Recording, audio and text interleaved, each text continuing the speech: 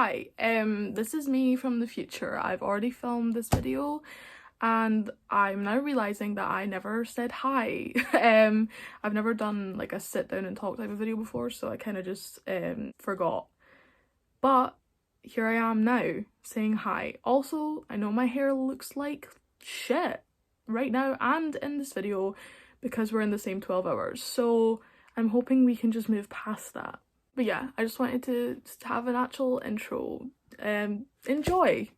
I have not uploaded to YouTube since before the pandemic. I filmed a bunch of videos and was not funny or entertaining in any of them. But if there's one thing that's been getting me through the last, como se dice, 6 weeks, it's been book talk.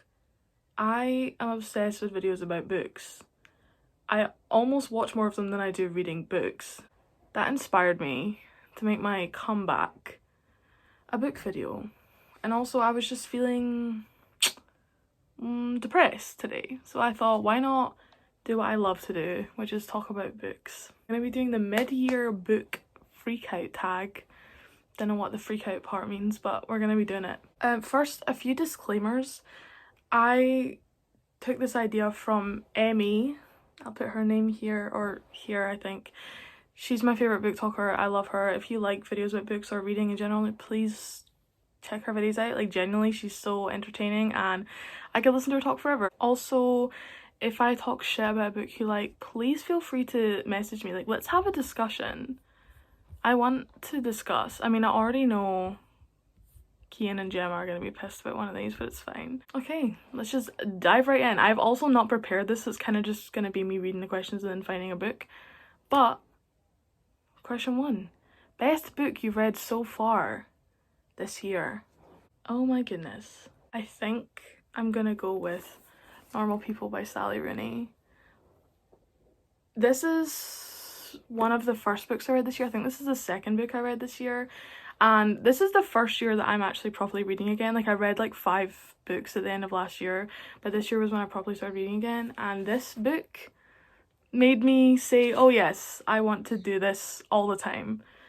If you haven't heard of this book, which I'm sure you have at this point, Sally Rooney's an Irish author, and this is basically just a book about a relationship.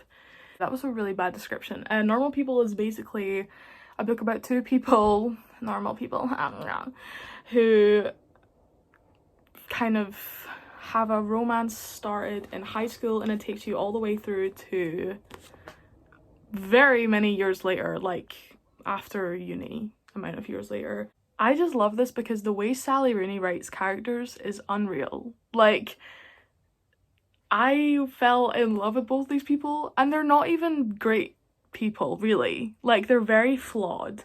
They're very realistic, to me at least. I'm mentally ill, so they're very realistic to me.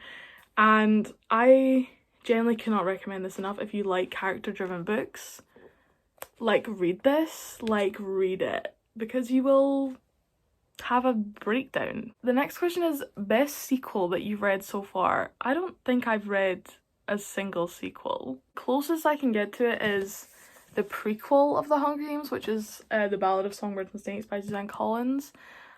But I will be getting fully into this later in the video because I already know which question I'm going to be using this for. But I guess this has to be the best.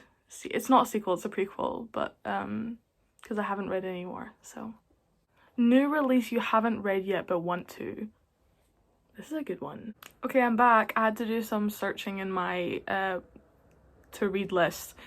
But 2 books that I really want to read that have come out this year are People We Meet on Vacation by Emily Henry, which, from what I've heard, is a book about people you...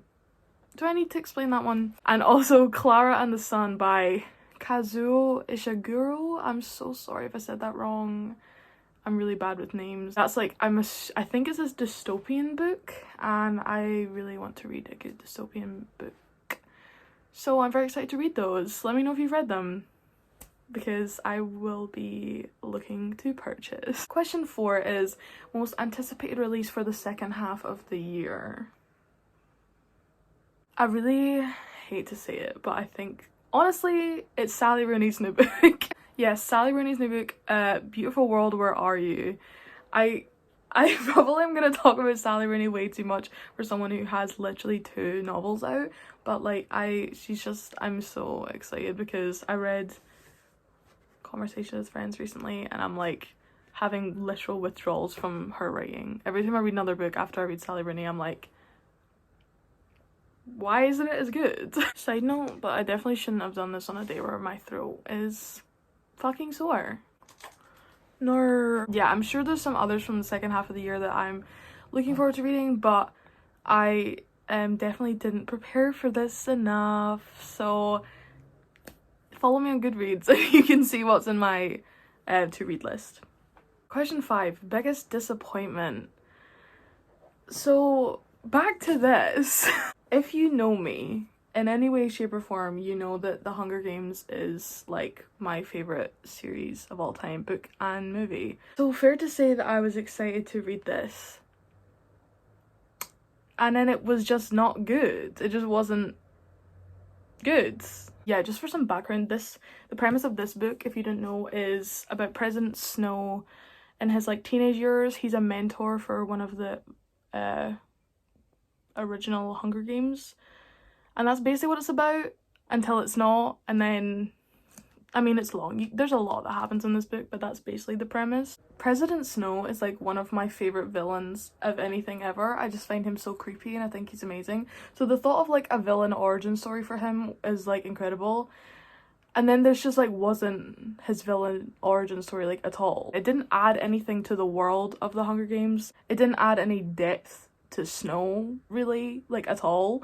And also could have been that size, could have been half of this, because it's like 3 different stories and most of it wasn't very interesting to read. Like it took me months to read this. Like I started this last year and I didn't finish it till like March. Like this took me so long to read because I didn't care. And like Suzanne Collins is a decent writer, at least for like stories like this. And yeah, babe, who's your editor? Because should be sacked. Also just want to quickly mention one that might make people annoyed, but it's They Both Die at the End by Adams Silvera.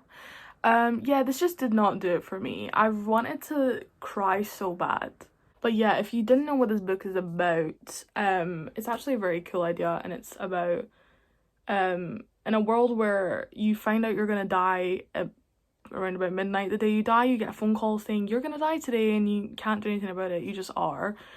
And it's about 2 boys who are told they're gonna die and they decide they want to have like a friend, they want to make a new friend on the last day and do things together. And it's just about their day together, their last day. And I was expecting a lot from this book because I'd heard everyone and their fucking dog on TikTok talk about this. And it just didn't do it for me. The characterization wasn't there.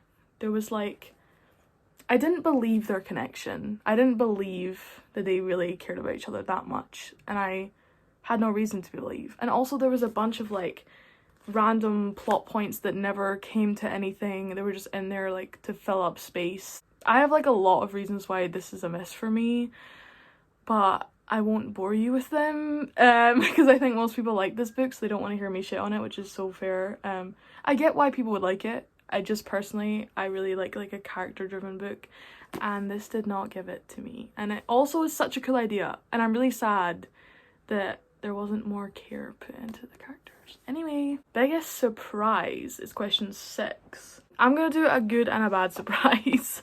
My good surprise is The Seven Husbands of Evelyn Hugo by Taylor Jenkins Reid, because I didn't think I was gonna like this book and I loved it.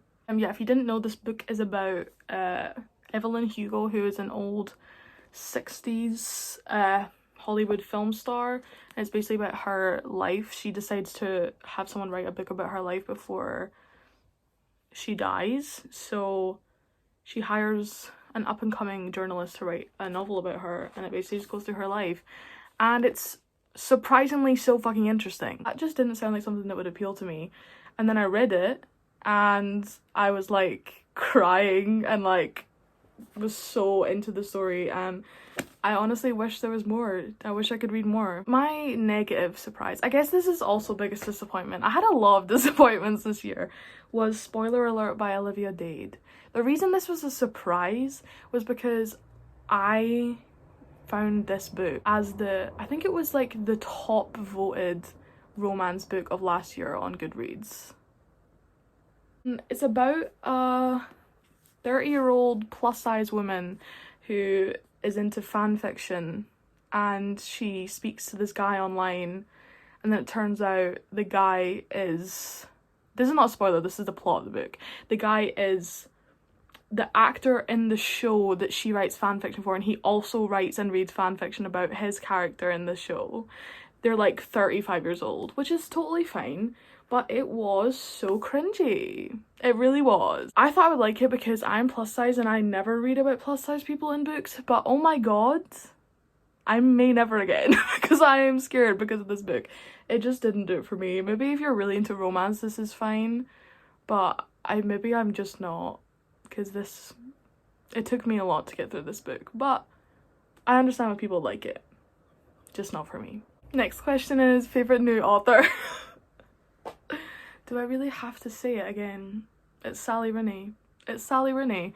I just have never had a writing style that I am so eager to read. Like, I read Normal People and it was the second book I read this year, and so when I was reading it I didn't have a lot to compare it to because I only started reading again this year. And then since reading that and reading Conversations with Friends much later, like I only read this very recently, oh my god, she's my favorite. No one writes characters like this, and I love characters and I love hearing their every little thought, and I love when they're sad, but I love when only women write about sad women. Men writing about sad women is so awful, but when women really know sad women, and I am sad women, it's everything.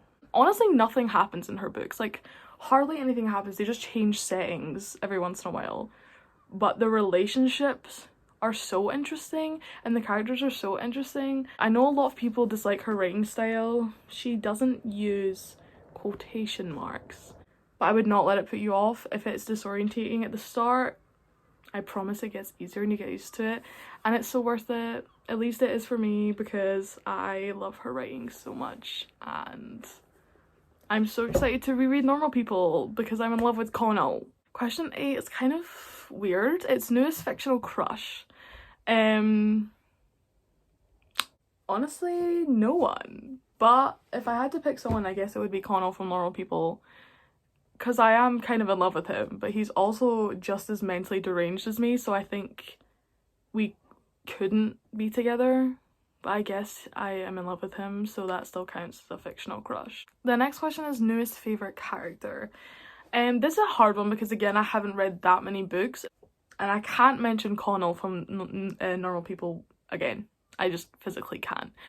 I'm gonna say a few people, because I don't have one specific character that really stuck out to me this year so far, unfortunately. I just need to read more. Okay, the first one I'm gonna mention is Marin. Why did I say Marin? Marin? From... Why did I sound so confused? From We Are Okay by Nina Lecker. Lecker? It's written very small. Marin is kind of a little too relatable. This book was a lot about grief and a lot about pining over someone that is long gone in your past. And I related a lot to the grief part and a lot to the pining part. As much as this book wasn't mind-blowing, I felt very connected to it, and some of that shit hurt. So yeah, I'm gonna pick Marin as one of them because I relate to her a little too closely, and so I feel like I have an emotional bond with her. The next character I'm gonna pick is Jeanette from Oranges Are Not the Only Fruit by Jeanette Winterson.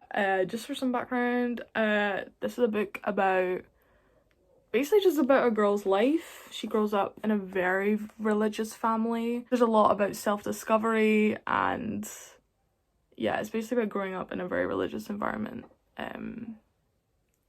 That's all I can say without spoiling the book. A lot of the reason why I love this character is because it is another book that passes through time, and a lot of the start stuff is from the perspective of a young girl, and I just love reading from the perspective of a young girl. I think it's so fascinating. And even as she gets older, she's a very complicated character. Inside of her head is very interesting. And finally, I just have to mention it, Frances from Conversation with Friends by Sally Rooney.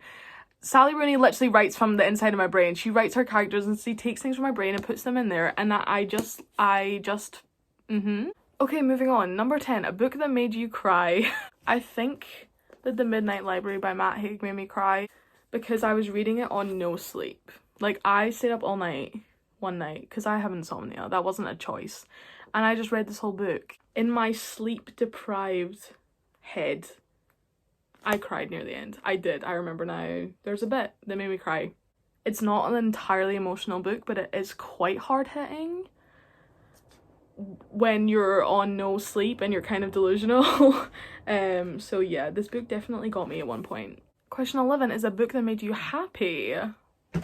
I do not read a lot of those. Kind of concerning that I'm looking around and I genuinely don't see a book that like made me overtly happy. Most of them made me kind of sad. By the way, not all of these books have made me so sad by the end, but like they've all had moments of crippling sadness that I don't feel like I can say any of them made me happy. Like, they didn't make me feel too joyful reading it. I mean, there's a book I'm reading right now called The Lady of the Ravens by Joanna Hickson, and it hasn't made me sad yet, so I guess we have to go with this. Number 12 is the most beautiful book you've bought so far this year. Oh my goodness. I don't have a lot of beautiful covers, so to say, but I like this cover. I'm thinking of Anything's by Ian Reid. It is the movie cover, unfortunately. It's not the original book cover, but I just like the colour scheme. I also really like the cover of Orange is Not the Only Fruit and the one I just mentioned, The Lady of the Ravens. This one's kind of nice too. I've not read it yet, and it looks kind of cliche, but it's not ugly. And finally, number 13, what books do you need to read by the end of the year? This is the big boy. There are so many books I want to read by the end of this year that I do not have in my possession. I'll put a few up on the screen because it's like necessary at this point that I read these books. There are a lot that I do have in my possession that I need to read. The Vanishing Half by Britt Bennett. I've been meaning to read this for ages. It just kind of seemed kind of sad, and I say that like any of my books are happy, but like I've been kind of seeking out less depressing books recently. If you've never heard of it, this book is about two black girls who grow up in a southern city and they run away when they're 16 years old. And it's set years later where both of them have completely different lives. One of them has a black daughter and is living in the southern state still. Another one is very far away and is passing as white. And it's about them coming back together, but now they have completely different lives. And yeah, it sounds very interesting, but apparently it's very depressing. Next book that I want to read by the end of the year is Edgar and Lucy by Victor Laudato. I actually got this in a like mystery box of books. I can't tell much from the blurb, but it seems very interesting. The blurb says, 8-year-old Edgar Finney lives in New Jersey with his mother Lucy and his grandmother Florence. He remembers nothing of the childhood accident people still whisper about. He knows only that his father is gone, his mother has a limp, and his grandmother believes in ghosts. So yeah, I have absolutely no idea what that means, but this book looks really good and it's very long, which intrigues me. The next book is one that I very briefly started reading. I don't like to read two books at once, so I'm going to finish The Lady of the Ravens first, but this is called The Inheritance Games by Jennifer Lynn Barnes. And it's basically, so far what I'm gathering it's about is a girl gets told out of nowhere that this billionaire who died like owed her heirlooms in his will. That sentence didn't make sense, but you get what I mean. It's kind of giving me Knives Out vibes, and I've never read a murder mystery type book, so I'm very excited to continue reading this. The next book is one that I showed earlier, One Enchanted Evening by Anton de Beck. Don't know why I said it so weird. And this book is about, in like grand ballrooms for like events, they hire dancers to like fill them out, I guess. And this is a romance, I'm assuming, book about a guy who's one of those dancers and a woman who is working in the hotel, or I don't know, I think she dreams of being one of these dancers. And yeah, that just seems like a very weird concept for a romance book, so I've been looking forward to reading that. And as I said, right now I'm reading The Lady of the Ravens by Joanna Hickson, which is set in 1500s England. The Tudor times is about Henry VI's wife's like staff member, and that's what our perspective is. And I never thought I'd be interested in this, but it's kind of, the writing is very beautiful, and yeah, I've been into reading this, so that's currently on my to finish / to read list, but there's plenty more books I'm excited to read this year. Yeah, that was my mid-year freak out tag. Still don't know what that freak out bit means. This was surprisingly fun to film. I know I haven't read too much, so I was repeating myself a lot, but hopefully by the end of the year I will have read a lot more. I've just been in a slump recently with reading, so. But anyway, if you enjoyed this, please let me know if I should do more book related videos or if I should never film a video again. Let me know too. I just find book related videos very relaxing and very like a casual watch through. So if I can have brought anyone a nice cozy afternoon, that would be brilliant. I'm gonna try and make my setup a little more interesting. I might get some fairy lights, have like different lighting. I just wasn't feeling so good today, so I decided to film this to make myself, I don't know, do something, and it was surprisingly fun. So yeah, hope you enjoyed. Tell me your favorite books of the year, or answer all the questions in the comments. Have a good day. Bye. I don't know how to end YouTube videos.